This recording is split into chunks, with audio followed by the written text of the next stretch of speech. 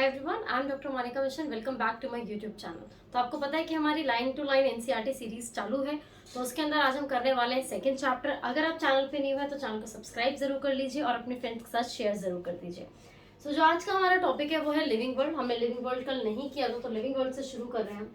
तो living world के अंदर जो आपको पहला देखना है वो पहला आपका ये है कि साइंटिस्ट का नाम है। यहाँ से देखिए कभी भी कुछ भी नहीं आया लिविंग वर्ल्ड से, आपको पता है 1 नंबर का क्वेश्चन आता है, तो बहुत कम यहाँ से पूछा गया है। यहाँ पर आप डायरेक्टली मेरे साथ ट्रैवल कर सकते हैं। पेज नंबर, ये जो आपका पेज नंबर है ये होगा 4। आप 4th पेज नंबर पे आइए, तो यहाँ पर आपको दिख रहा होगा कि लिखा हुआ है सीबीएसई 2011। यानी सीबीएसई 2011 में जो पूछे जाने वाला क्वेश्चन है वो कौन सा क्वेश्चन है बेटा? The living organism growth is from. तो यहाँ पर ये पूछा गया है कि जो लिविंग ऑर्गेनिज्म होते हैं इनकी ग्रोथ कहाँ से होती है।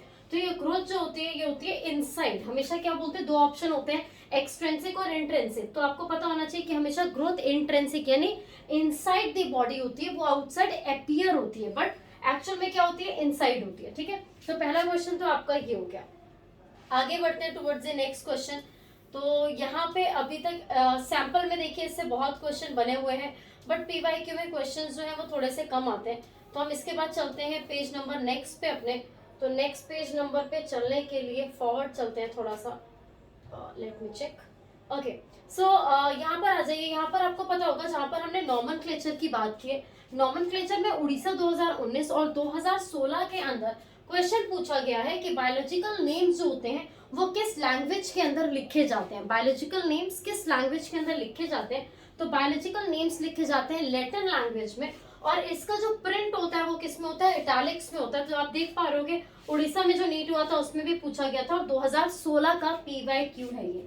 तो ये एक बहुत ही इंपॉर्टेंट क्वेश्चन है जो आपको याद रखना है। इसके अलावा अगर आप आ जाए तो 2019 नीट में एक क्वेश्चन पूछा गया है, वो है मेंजेफेरा इंडिका और आगे लिखा हुआ है लीनस। तो आपको पता होगा कि ये इसका बायनोमियल नोमेनक्लेचर है। जिस तरीके से इसका नाम लिखा गया है, ये सही नेम क्या है? यहाँ पर कैपिटल एम होना चाहिए, यहाँ पर स्मॉल आई होना चाहिए, और यहाँ पे LINN लिनन होना चाहिए। यानी ये लीनस को डिस्क्राइब करता है यहाँ पर इसकी एब्रिविएशन, और ये इसका सही नाम जो कि बायोलॉजिकली करेक्ट है। इसमें आपने एक चीज देखी होगी कि ये लिखा भी किसके अंदर है? इटैलिक्स के अंदर ये लिखा गया है। ठीक है, इसकी जो लैंग्वेज है वो इटैलिक्स है, तो फॉन्ट जो है वो इटैलिक्स है, तो उसके अंदर ये लिखा गया, राइट। सो ये मेंजेफेरा इंडिका सही तरीके से कैसे लिखा जाता है आपको ये पता होना चाहिए। करेक्ट नेम ऑफ मैंगो जो है वो ये है। इसके अलावा और भी बहुत सारे क्वेश्चन है जो सैंपल में यहाँ से बनते हैं। तो सैंपल के क्वेश्चन करने के लिए आप हमें अनअकैडमी प्लस पे ज्वाइन कर सकते हैं। प्लस पे हमने इसके बारे में अभी रिसेंटली 5 बजे एक बैच चल रहा है, निपुण बैच, उसके अंदर यही चैप्टर अभी चल रहा है, तो आप उसके लिए भी हमें ज्वाइन कर सकते हैं। अदरवाइज आप प्रैक्टिस के लिए हमें अनअकैडमी प्लेटफॉर्म पे शाम को 7 बजे ज्वाइन कर सकते हैं, जिसके अंदर पीवाईक्यू प्रैक्टिस हो रहे हैं। 1 बजे थ्योरी पोर्शन होता है, वहां पर आप ज्वाइन कर सकते हैं। अनलॉक करने के लिए आप कोड मोनिका यूज करेंगे, जो कि मेरा नाम है MONIKA।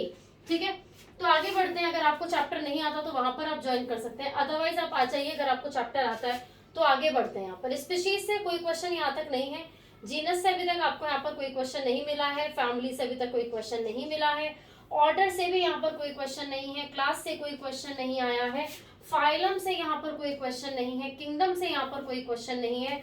और इसके बाद अगर हम आगे बढ़े तो यस, ये टेबल, ये जो टेबल आप देख रहे हैं इस टेबल से बहुत क्वेश्चन आते हैं और आगे भी आएंगे। यहाँ पे ऑर्गेनिज्म और उनके टेक्सोनॉमिकल कैटेगरीज दी हुई है। तो यहाँ पे 2021 के अंदर भी क्वेश्चन आया हुआ है, 2016 में आया हुआ है, 2012 और 2011 में इस टेबल से क्वेश्चन पूछा है। तो इस टेबल को आपको कैसे याद रखना है? इस टेबल का कॉमन नेम, मैन का कॉमन नेम क्या होता है, उसका बायोलॉजिकल नेम क्या होता है, उसका जीनस क्या है, उसकी फैमिली क्या है, उसका ऑर्डर क्या है, उसकी क्लास क्या है, और उसका फाइलम क्या है। इस तरीके से आपको ना सिर्फ मैन का, जबकि हाउस फ्लाई, मैंगो और वीट का भी याद करना है। तो इस तरीके से आपके 5 से आप ये मान के चलिए यहाँ से कोई भी क्वेश्चन बन पाएगा। तो इसीलिए जितने कॉलम्स है उतने कॉलम्स को आपको लर्न करना है, सबका ऑर्डर, सबकी फैमिली, सबका जीनस आपको आना चाहिए। 2020-21 का भी ये क्वेश्चन है। ठीक है, आगे बढ़ते हैं। टेक्सोनॉमिकल एज से कोई क्वेश्चन नहीं आता है, लेकिन टेक्सोनॉमिकल एज में जो अंदर हर्बेरियम वगैरह होते हैं यहाँ से क्वेश्चन पूछा जाता है। कभी कभी आपसे हर्बेरियम से उसकी लेंथ भी पूछ ली जाती है कि हर्बेरियम शीट की लेंथ क्या होती है।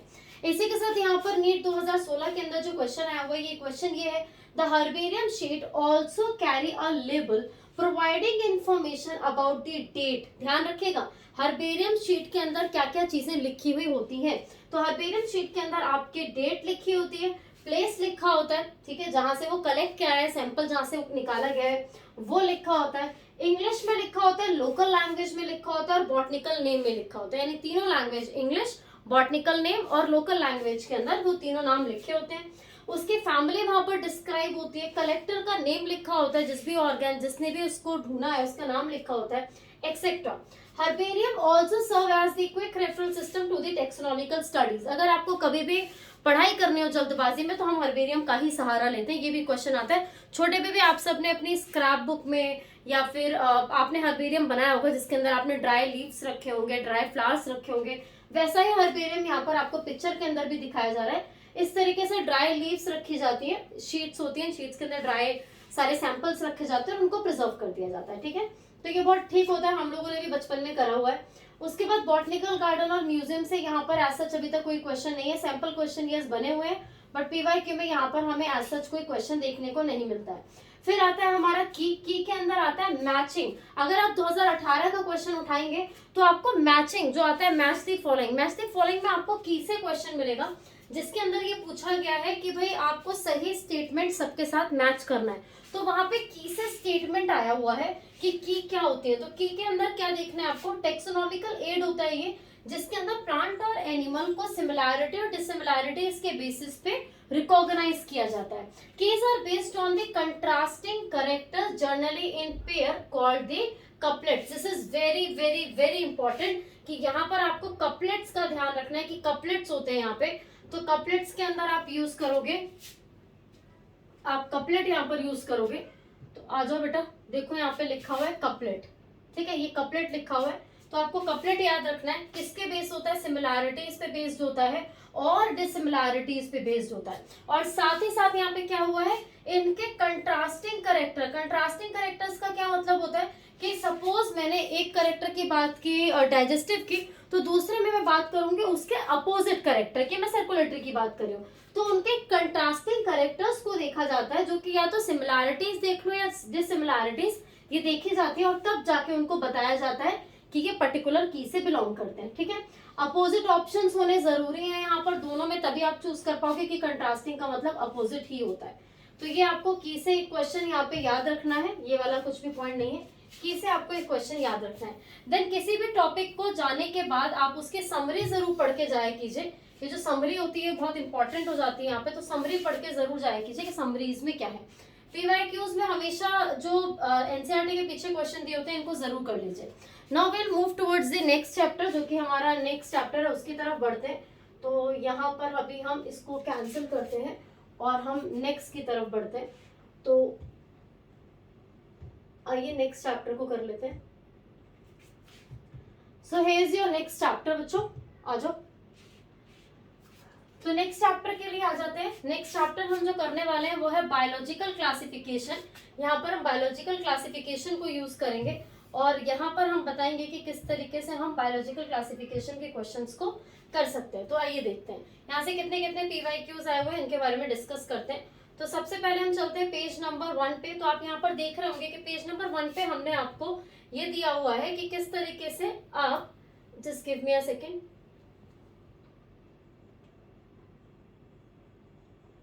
ठीक है। तो आप यहाँ पर देख पा रहे होंगे कि इस तरीके से ये आपको टेबल दी हुई है। इस टेबल के अंदर कैरेक्टरिस्टिक ऑफ 5 किंगडम्स दिए हुए हैं। ये सारे किंगडम्स के आपको कैरेक्टरिस्टिक पता होने चाहिए। ध्यान रखिए क्लासिफिकेशन किस चीज पे बेस्ड था, वो कैरेक्टर्स और ये कैरेक्टरिस्टिक्स, ये दोनों में डिफरेंस होता है। तो यहाँ पर ये आपके कैरेक्टर्स हैं जिनके बेस्ड क्या हुआ है, आपके मोनेरा, प्रोटेस्टा, फंजाई, प्लांटी और एनिमिलिया को डिसाइड किया गया है। तो मोनेरा से 2015, 2012 और 2010 में भी क्वेश्चन आया हुआ है कि न्यूक्लियर मेम्ब्रेन किस किस के अंदर एब्सेंट होती है। तो न्यूक्लियर मेम्ब्रेन मोनेरा के अंदर एब्सेंट होती है, क्लियरली यहाँ पर लिखा हुआ है, बाकी सब के अंदर प्रेजेंट होती है। ये ऑफ कोर्स ये लोग मोनेरा से आपसे बैक्टीरियाज भी ऑप्शन में दे सकते हैं, जरूरी नहीं है कि सिर्फ डायरेक्टली उन्होंने मोनेरा ही लिखा हो, वो आपको बैक्टीरियाज भी दे सकते हैं। Let's move to the next line. यहाँ पर देखिए बहुत ही इंपॉर्टेंट पॉइंट लिखा है जिसको मैंने अभी भी क्लास के स्टार्टिंग में बोला, The main criteria for classification used by him including cell structure. अब आप बोलोगे मैम टेबल में तो सेल स्ट्रक्चर था नहीं, बेटा देखो वो क्लासिफिकेशन के करेक्टर्स थे, यहाँ पर क्या क्या क्राइटेरिया यूज हुआ है, किस बेसिस पे करा था, तो structure, body organisation, mode of nutrition, reproduction और फाइलोजेनेटिक रिलेशनशिप। दो अलग अलग क्वेश्चन है, दोनों को ध्यान रखिएगा। The main criteria for the classification used by him cell, क्या है, स्ट्रक्चर, सेल स्ट्रक्चर हो गया आपका एक, body organisation, mode of nutrition, reproduction and phylogenetic relationship. NEET 2014 का क्वेश्चन है बेटा, तो ये आपको याद रखना है, इसको अंडरलाइन कर लीजिए। इसके अलावा यहाँ से अभी तक कोई पीवाईक्यू इस वाले में नहीं आया हुआ है। Then come to the page number 18, यहाँ पर आ जाइए। Kingdom protista has bought together chlamydomonas chlorella, जो कि अर्ली क्लासिफिकेशन के अंदर एल्गाई में प्लेस हुआ था, इसको ध्यान से समझिएगा। यहाँ से ये क्वेश्चन दो मेंस 2012 में आ चुका है, पीवाईक्यू है। तो kingdom protista has brought about together chlamydomonas chlorella early placed in the algae within plantae and both having the cell wall. तो पहले दोनों के पास सेल वॉल होती थी, इसीलिए एल्गाई को भी उठा के उन्होंने, क्लेमेंडोमोनास कोलेरा और इन सबको उठा के उन्होंने कहाँ डाल दिया था, किंगडम प्लांटी के अंदर डाल दिया था। With paramecium and amoeba which were early placed in the animal kingdom which lack cell wall। तो उन्होंने कहा भैया अमीबा और जो पैरामीशियम होता है इसके पास सेल वॉल नहीं होती, तो उठा के इसको एनिमल किंगडम के अंदर डाल दो। तो ये एक पॉइंट है कि कौन किस में प्लेस था, ये आपको याद रखना है, 2012 का क्वेश्चन है। Then come to the Monera. Monera में आपको यहाँ पर शेप दिख रही होगी ऑर्गेनिजम्स की, ये जो शेप आप देख पा रहे हैं, इस शेप से देखिए आप, sticky nature of the bacteria, NEET 2017 का क्वेश्चन है। DNA replication in bacteria, NEET 2017 का क्वेश्चन है। यानी बैक्टीरिया का डीएनए जो होता है उसका रेप्लिकेशन किस तरीके से होता है, वो किस तरीके से रेप्लिकेट करता है, उसका क्या नेचर होता है, इससे क्वेश्चन पूछा गया है। और जो बैक्टीरिया होते हैं वो इतना स्टिकी नेचर के क्यों होते हैं, स्ट्रिक्ट नेचर के क्यों होते हैं, ये आपसे पूछा गया है। और इनके शेप से क्वेश्चन आता है, तो शेप हमेशा आपको याद रखनी है, कोकाई, बैसिलस, स्पाइरुलिना और विप्रो। इसी के साथ साथ आपको इनके कॉमन नेम्स भी पता होने चाहिए। आ जाइए यहाँ पर नेक्स्ट पेज नंबर 19 पे, 2012 में पूछा गया क्वेश्चन है, bacteria as a group shows the most extensive metabolic diversity. Bacteria जो होते हैं जब वो ग्रुप्स में रहना पसंद करते हैं, जब वो ग्रुप्स में होते हैं तो इनकी मेटाबॉलिक डाइवर्सिटी बहुत ज्यादा होती है। प्लीज मेक श्योर आप इसको ध्यान से करें जो मैं आपको बता रही हूँ, क्योंकि यहाँ से बहुत ज्यादा क्वेश्चंस आते हैं जो कि एक अलग तरीके का है। मैं आपको बताती हूँ क्यों अलग तरीके से इसको बोला जाता है, क्योंकि मेटाबॉलिक डाइवर्सिटी होती है, कई बार हैबिटेट डाइवर्सिटी होती है, बहुत सारी डाइवर्सिटी होती है। तो मेटाबॉलिक डाइवर्सिटी के अंदर उसका मेटाबॉलिज्म आता है। तो मेटाबॉलिक डाइवर्सिटी कौन शो करता है, बैक्टीरिया शो करते हैं, मोनेरा शो करता है। 2012 का क्वेश्चन है। नेक्स्ट आगे बढ़ोगे, आर्के बैक्टीरिया पे आ जाओगे। तो आर्के बैक्टीरिया को अगर आप छोड़ दो तो यहाँ पर देखोगे आप, अगर आप आर्के बैक्टीरिया को छोड़ दो तो आप आगे देखोगे कि मतलब आप आर्के बैक्टीरिया पे आ जाओ। 2019, 2017, 2016, 2014, 2013, 2010 और मेंस 2010 और नीट 2016 में पूछा गए क्वेश्चन सिर्फ आर्के बैक्टीरिया से। तो आर्के बैक्टीरिया क्या होते हैं, आर्के बैक्टीरिया एक स्पेशल टाइप के बैक्टीरिया होते हैं जो कि कैसे हार्श हैबिटेट में पाए जाते हैं। आर्के का मतलब होता है ओल्ड, और बैक्टीरिया यानी जो पुराने जमाने के बैक्टीरिया हैं, ये सबसे ज्यादा हार्श प्लेसेस पे पाए जाते हैं। Such are extremely salty areas में, अगर वो सॉल्टी एरियाज में पाए जा रहे हैं तो उन्हें हेलोफाइल्स कहते हैं। अगर वो हॉट स्प्रिंग्स में पाए जाते हैं तो उन्हें थर्मो एसिडोफिल्स कहते हैं, ये यहाँ पर हो गया आपका। और अगर वो मार्शी एरियाज में पाए जाते हैं तो उन्हें मिथेनोजेंस कहते हैं। इससे बहुत मल्टीपल टाइप के क्वेश्चंस बनते हैं, तो इसको प्लीज ध्यान से पढ़ के जाइएगा ताकि आप सारे क्वेश्चन कर पाए। Archaebacteria differ from the other bacteria in having a different cell wall structure and this feature is responsible for their survival in the extreme condition. So the next question is कि आर्के bacteria के पास ऐसा क्या होता है जिसकी वजह से वो इतने एक्सट्रीम कंडीशन के अंदर भी सर्वाइव कर जाते हैं। तो वो क्यों सर्वाइव कर पाते हैं, क्योंकि उनके पास सेल वॉल होती है और उनकी ये सेल वॉल उनको क्या बनाती है, खास बनाती है। नेक्स्ट देखिए, methanogens are present in the gut of the several ruminant animal such as cow, buffaloes and they are responsible for the production of methane which is a biogas from the dung of these animals. तो यहाँ पर क्या बोला गया कि हम जितने भी बायोगैस को प्रोड्यूस करते हैं, बायोगैस को प्रोड्यूस करते हैं by the help of methanogens. और मेथेनोजेंस कहाँ पाए जाते हैं, जो गाय होती है, जो बफेलोज होते हैं, इनका जो रूमिनेंट पार्ट होता है, इनका जो गट पार्ट होता है उसके अंदर पाया जाता है। तो प्लीज इसको मार्क कर लीजिए अपनी एनसीईआरटी के अंदर। राइट, चलिए आगे बढ़ते हैं। तो आगे बढ़ते हुए हम करेंगे यू बैक्टीरियाज। यू बैक्टीरियाज की तरफ चलते हैं। 2012 में आया हुआ क्वेश्चन है यहाँ से, और ये बहुत ही ज्यादा इंपॉर्टेंट है यार। यहाँ पे देखो, यू बैक्टीरिया से अंडरलाइन करो कि the cyanobacteria also refer to as the blue green algae. Cyanobacteria जो होता है इसे ब्लू ग्रीन एल्गाई कहते हैं। बारिश होती है, बारिश होती है तो क्या होता है, ऐसा नहीं होता ऐसे काई जम जाती है, ऐसा लगता है कि काई हो गया है पूरे में, ग्रीन ग्रीन सा ऐसे कारपेट सा बन जाता है, वो एल्गाई नहीं होती, वो साइनोबैक्टीरिया होता है। ये क्वेश्चन भी है, वो साइनोबैक्टीरिया होता है जिसको ब्लू ग्रीन एल्गाई के नाम से भी जाना जाता है। हैव क्लोरोफिल ए प्रेजेंट होता है इसके पास, जो कि ग्रीन प्लांट में जो हायर पिगमेंट्स होते हैं उनसे रिजेंबल करता है। एंड फोटोसिंथेटिक ऑटोट्रॉप, ये अपना खाना खुद बनाना पसंद करते हैं। इनके पास अगर आप बात करोगे फिलामेंटस ब्लू ग्रीन एल्गाई की, तो ये नोस्टॉक का स्ट्रक्चर आपको दिखाया हुआ है, ये पढ़ के जरूर जाना। इनके पास एक स्पेशलाइज स्ट्रक्चर होता है, specialise structure is known as the, क्या बोलते हैं स्पेशलाइज स्ट्रक्चर को हम, this specialise structure is known as the heterocyst. ये जो हेट्रोसिस्ट होता है ये क्या करता है,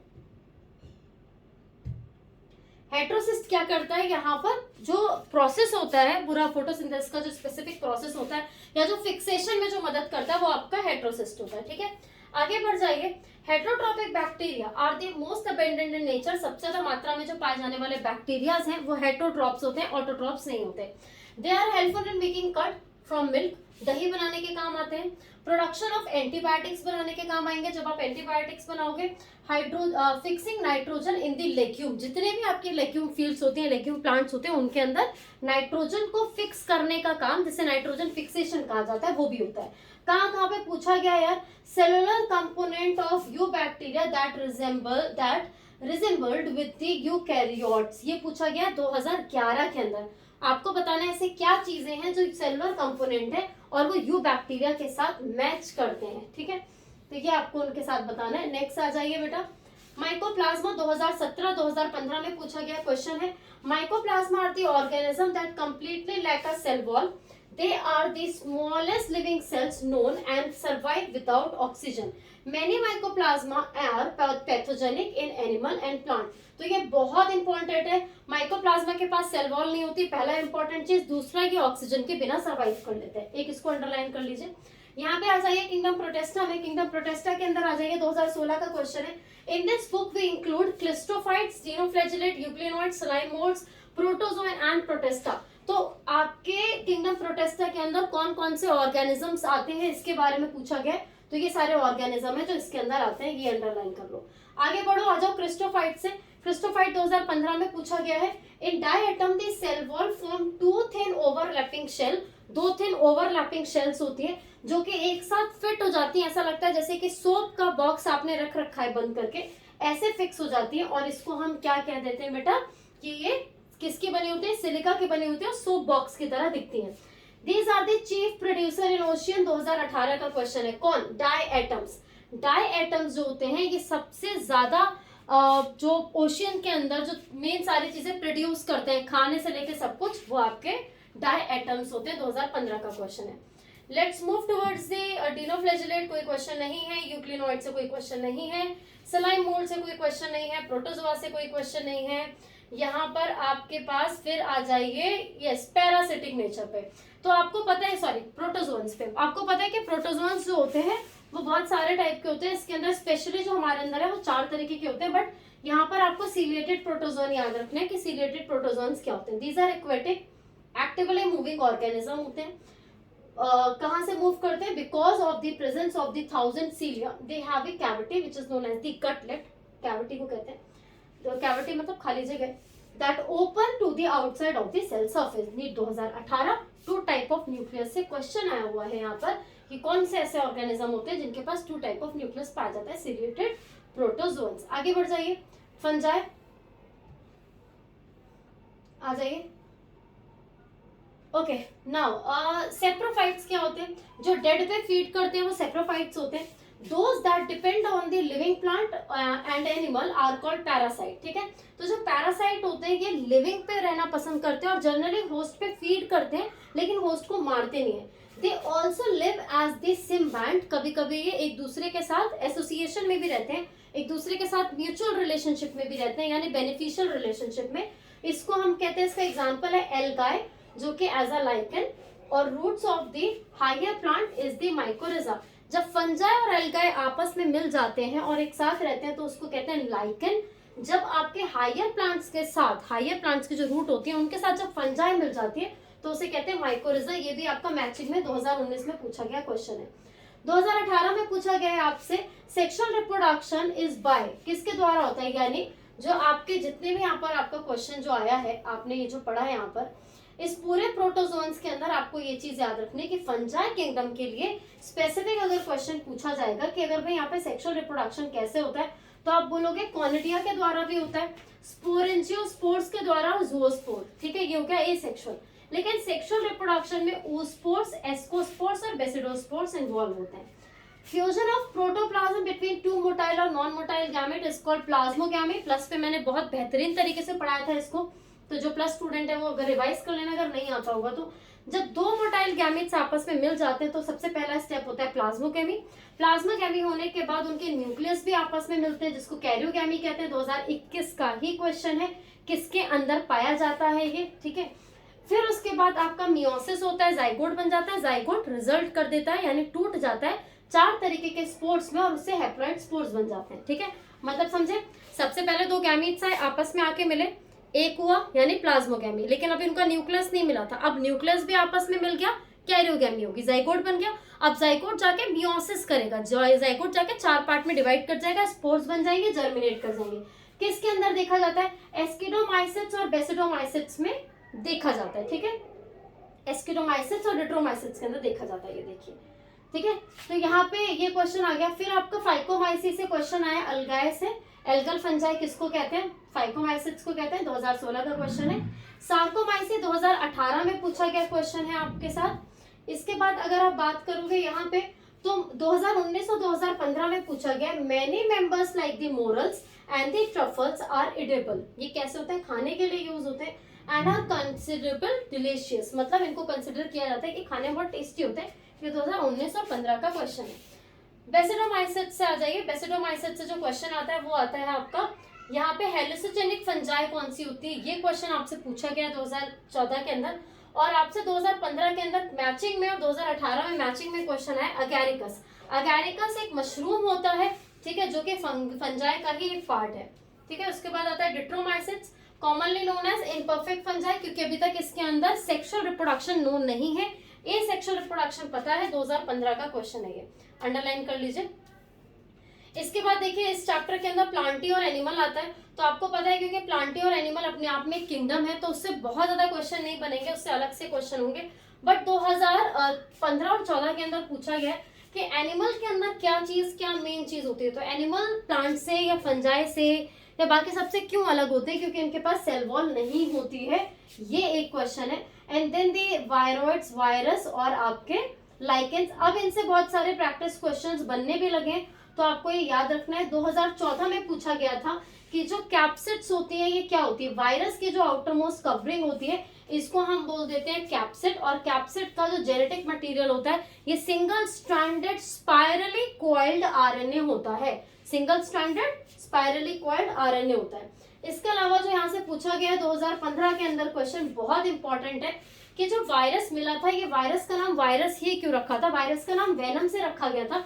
वेनम एक फ्लूइड होता है जो कि पॉइजनस होता है, तो उसी के बेसिस पे ये बताया गया था कि ये कहाँ से मिला था, तो क्वांटाजिनम वाइबम फ्लूइडियम से इसको निकाला गया था, इसको नाम दिया गया था फ्लूइड को, और ये इन्फेक्शियस लिविंग फ्लूइड है, ठीक है, इसलिए इसका नाम वायरस रखा गया था।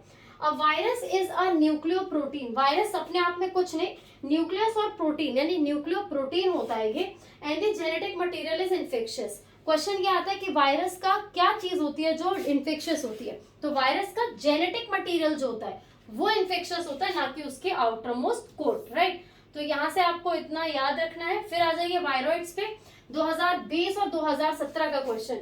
It was found in the free RNA, it lack the protein code and it found in viruses, ठीक है। The RNA of the viroid was low molecular weight, तो क्वेश्चन पूछा था किसका मॉलिक्यूलर वेट ज्यादा होता है, या वायरॉइड जो है वो वायरस से क्यों डिफर करते हैं, तो ये आपका आंसर हो गया यहाँ पे। दूसरा क्वेश्चन है वायराइड से होने वाली सबसे मेन डिजीज कौन सी होती है? 2019 का क्वेश्चन है, mad cow disease in kettles. ये कब होती है? 2019 में पूछा गया है। वायराइड पायरॉन से होने वाली डिजीज है, ठीक है। बस यहाँ से ये, बाकी समरी जरूर पढ़ के जाया करो। This is all for today, ठीक है। कल हम करेंगे इसके नेक्स्ट चैप्टर्स, प्लांट किंगडम और एनिमल किंगडम जैसे कुछ चैप्टर्स हम कल कर लेंगे। फिलहाल के लिए इनको मार्क कर लेना। ऑल द बेस्ट, और आगे की वीडियो के लिए चैनल को सब्सक्राइब कर लो, दूसरों के साथ शेयर जरूर करा करो और रेगुलर रहा करो। Thank you so much.